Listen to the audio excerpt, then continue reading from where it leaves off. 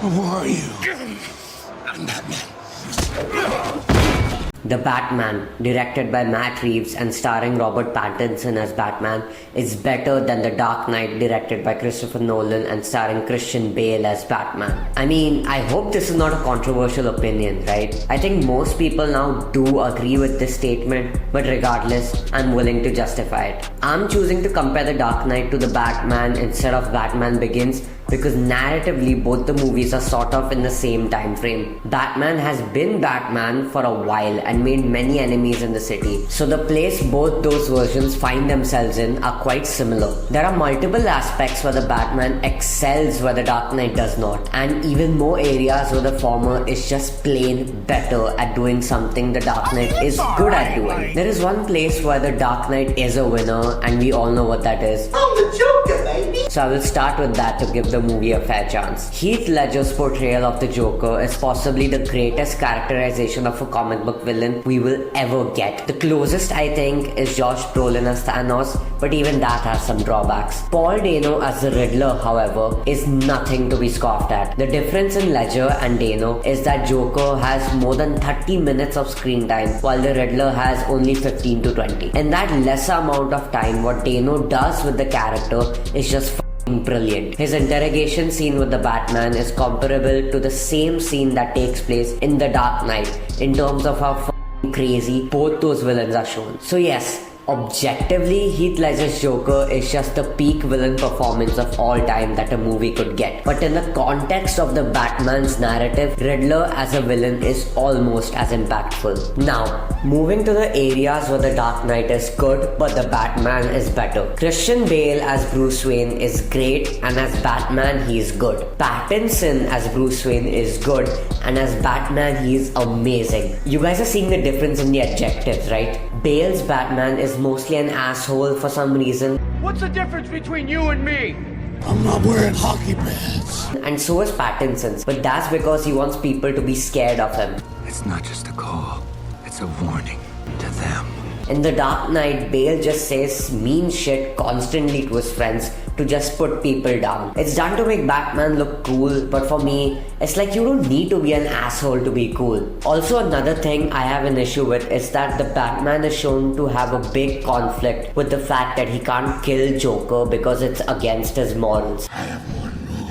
Oh, then that's the rule you'll have to break to know the truth. How the fuck did Batman know that flipping the truck that the Joker was in will not kill him? Almost none of the aggression that Batman shows fits the dilemma that the movie wants to show. In The Batman, this is done better because the only time Pattinson fights with that urge to kill is in the ending scenes where the morals start to get bloody for him and he's just fucking beating up people everywhere. I will give The Dark Knight credit that in the context of the story, the Batman's identity in Gotham as a vigilante is constructed very well. We get a lot of perspectives about what people actually think about Batman. This does not nearly hit the same highs as the first scene in The Batman and establishing how fucking scary his image is in Gotham, but it's close. Obviously, both of these movies have a whole roster of side characters which push the story and Batman forward. Michael Caine's Alfred is good and visually more comic accurate, but he's nothing more than a sassy uncle, at least in this movie.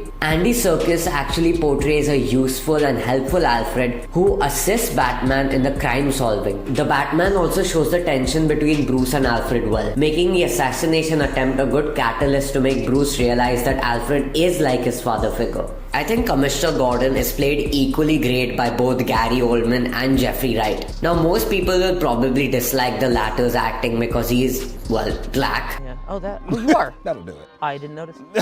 And Gordon is supposed to be white. But fuck you if that is your gripe with this movie. I do not need to take time and praise Aaron Eckhart as Harvey Dent because he really sells that character. To be fair, we don't have an equal yet in the Batman, but Harvey Dent truly makes The Dark Knight better because he's almost as important as Batman himself in the story.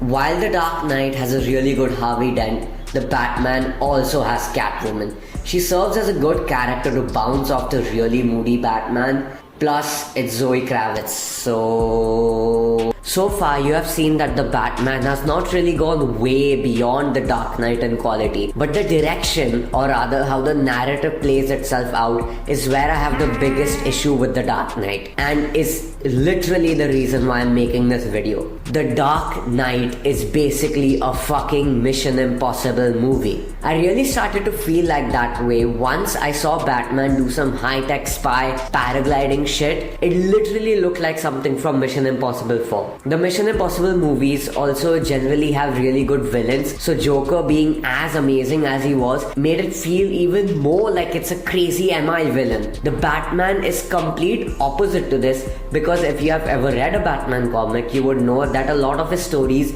are much smaller scale. Yes, he has the occasional cool spy shit going on in this movie too, but Batman here is what he is at the core. A detective. He solves crime and then beats up the bad guys. Nolan's Batman is on this crazy chase with endless goons to keep on fighting. Goons meaning thugs, not, well, you know. I also have a little nitpick with the direction in The Dark Knight, and it keeps reoccurring in the movie, so I have to bring it up. The Batman is a gorgeously shot film. Its cinematography is unparalleled and a stylistic choice, so comparing that with The Dark Knight would be almost unfair. Nolan as a director has this habit of doing quick cuts like a millisecond after a dialogue ends and not letting the scene breathe enough. It works in a movie like Oppenheimer because the dialogues itself are very well written. Here, he just cuts and splices wherever to make it seem like it's a fast-paced movie. But the more you notice those cuts, Tell everyone the truth. Heads I go through with it. This is your life. You can't. the more annoying it gets.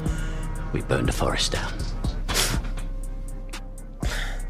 You guys are seeing what I'm seeing, right? This movie also has the bad luck of being responsible for setting up the Batman after quite a few duds in the 90s, and also because Batman Begins wasn't really a big hit. So the dialogue tries to push into audiences' faces what they should think about the Batman and who he is, and it literally spells shit out for us. The Batman rather chooses to go with show, don't tell, with really good visual storytelling in parts like the intro to the movie, and also with that amazing scene where Pattinson is looking at that orphan's eyes. Yeah. I also do have a bunch of more nitpicks with The Dark Knight, but none of them really drag the movie down or are something that you will notice either.